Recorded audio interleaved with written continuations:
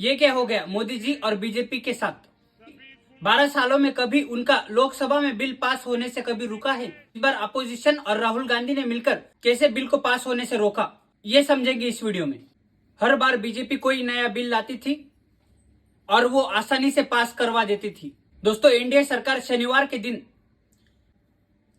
3 नए विधेयकों को इसको प्रेजेंट करा गया था। दोस्तों, पहला विधेयक महिला आरक्षण को लेकर था, जिसमें कि आने वाले चुनावों में महिलाओं का रिजर्वेशन बढ़ा के ज्यादा से ज्यादा महिलाओं को इलेक्शंस में शामिल किया जाए, ऐसी एनडीए सरकार की मांग थी।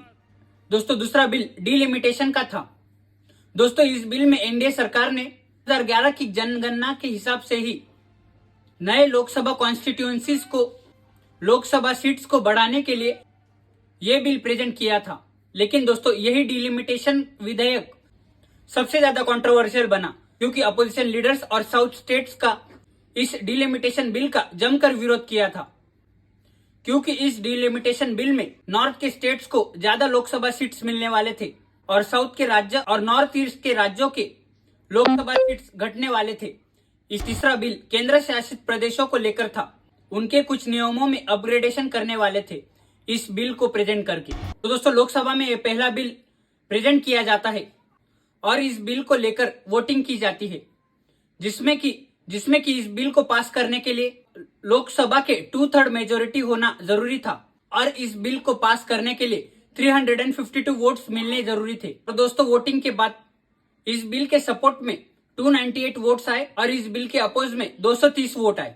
इसी के कारण यहाँ पर 54 वोट्स का डेफिसिट बना। ये बिल अपने 2/3 मेजोरिटी को हासिल करने से रोका गया। तो ये विधेयक नामंजूर होने के बाद अपोजिशन लीडर्स कॉन्स्टिट्यूशन की जीत बताते हैं और दूसरी तरफ एनडीए के लीडर्स अपोजिशन को महिला आरक्षण विरोधी बता रहे हैं। इसी के कारण अपोजिशन लीडर्स और एनडीए सरकार में खड़ा जंगी चल रही है और अब देखना यह होगा कि मोदी सरकार क्या कभी भविष्य में इन सारे विधेयकों को पास कर पाएगी या फिर अपोजिशन लीडर्स इसका आगे भी विरोध करते रहेंगे।